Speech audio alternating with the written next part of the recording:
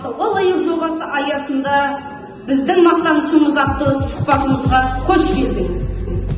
Бүгін бізде қонақта аудандық, облыстық, республикалық балалар әлемінің жеңімпазы, біздің мектебіміздің мақтанышы Қашқынбай Газар Қанатқызы.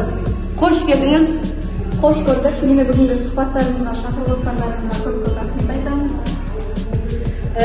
Бүгін бізде туындатып отырған ол сұрақ. Мен сізге сұрақ қояйын деп едім. Дарынды оқушылар аясында ұйымдастырған аудандық, облыстық, республикалық байқау сіз үшін қаншалықты маңызды?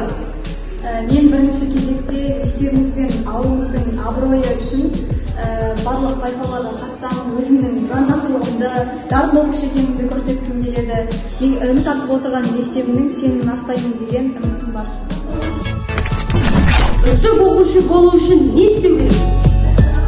Үздік оқушы болу үшін адамға ең алдымен білім қажет, тәрбие қажет.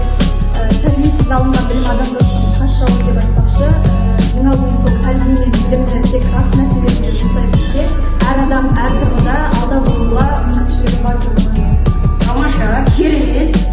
Сабаққа деген ынтамызды қалай арттырсақ болады? Алдымен адамда ең бірінші оқу үшін ниет болу керек деп ойлаймын.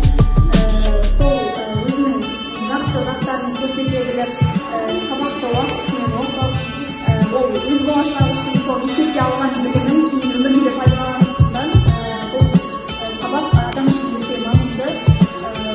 Оны оқып, кейінгі өміріндегі болашағында жұмсағандықтан әрбір оқушы сабақ оқуы тиіс. Жыл оқушысы байқауының жеңімпазы атанған сәттегі әсеріңізбен бөлісе аласыз ба? Бұл байқау менің өміріме ерекше серпін ала келді десем де болады. Байқауда көрген қарсыластарым бір-бірінен оза шапқан, сөзге жүйрік, теге шешен, дарынды оқушылар болғандықтан бұл байқаудағы менің жетістігімді сөзбен айтып, сол кездегі әсерімді сөзбен айтып жеткізу мүмкін емес. Әрине қатты қуандым. Мектебімнің абыройын қорғағаным мен үшін үлкен бір мәртебе деп ойлаймын. Үздіктердің ішінде үздік атанамын деп ойладыңыз ба? Иә, себебі менің бағана айтып кеткендей, қарсыластарым бір-бірінен оза шапқан өте дарынды оқушылар болғандықтан мен қатты қорықтым десем де болады. Сонда да өзіме сеніп, 1% талантымды 99% еңбекпен тұншықтырып, осы байқаудың жеңімпазы атандым. Республикалық журнал газеттерінен біз сізді байқап жүрміз. Осының бірі республикалық ғылыми әдістемелік журнал «Тағылым» деген. Осы туралы айтып берсеңіз.